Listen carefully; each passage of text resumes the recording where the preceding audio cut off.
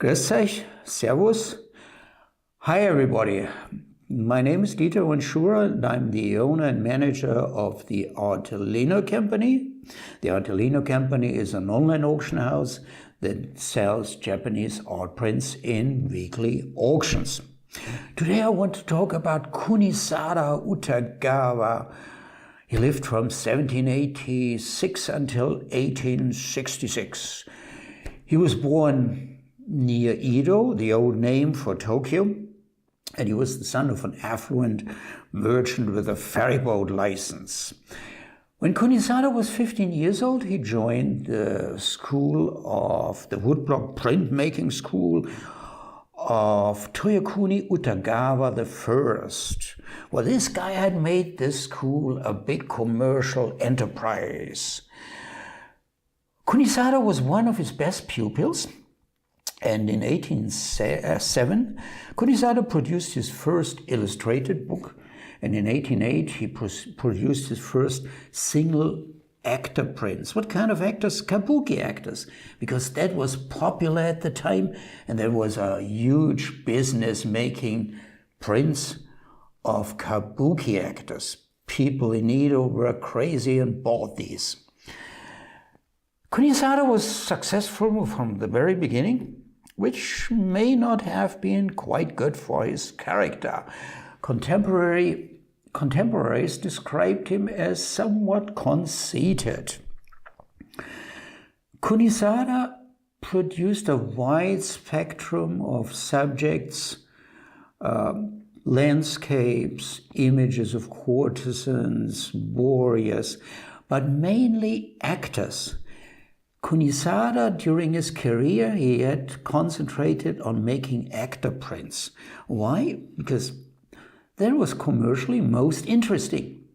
It was the best market. In 1825, his master, Toyokuni I, died.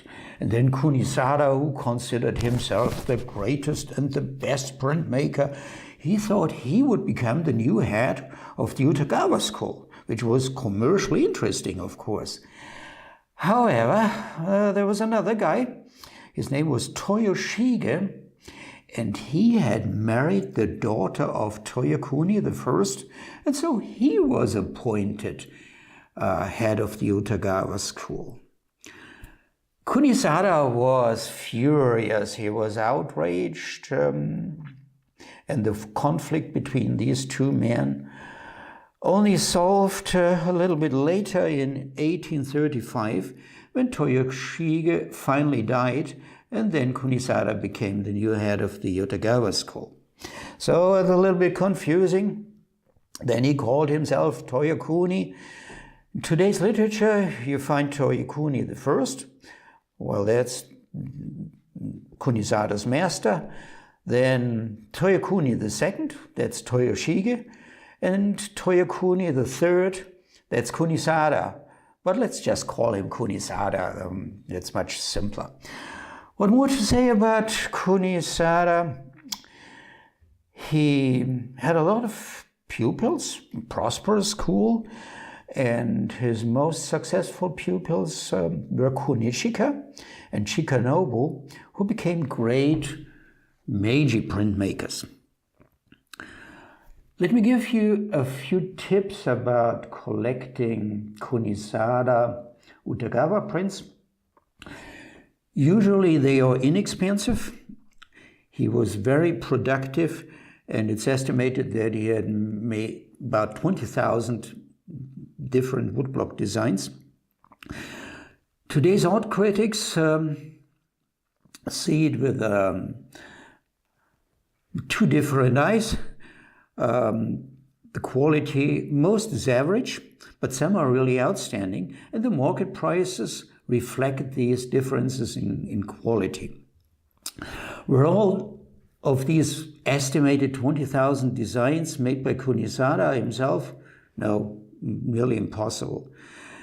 You can assume that many were made by his students, and that Kunisada had a kind of supervision from very strict to loose. But that was not much different, actually, from what European artists did. Artists like Rubens or Dürer, they operated huge workshops with a bunch of students who worked on these artworks that we today admire as Rubens or as Dürer. That was quite normal. And don't forget one thing. The Japanese never regarded ukiyo-e as an art form. They regarded it as a craft at best, yeah? By the way, a woodblock print, a single print like this, did cost roughly the same as a bowl of rice in those days. Well, let's conclude today. If you want to know more about Kunisada Utagawa, you find a bunch of information in our articles section. Just go to Google, type in Kunisada or Kunisada and artelino, even better. And if you want to acquire a print like that, you can bid in our weekly online auctions. So much for today about Kunisada Utagawa. Thank you for watching and have a nice time.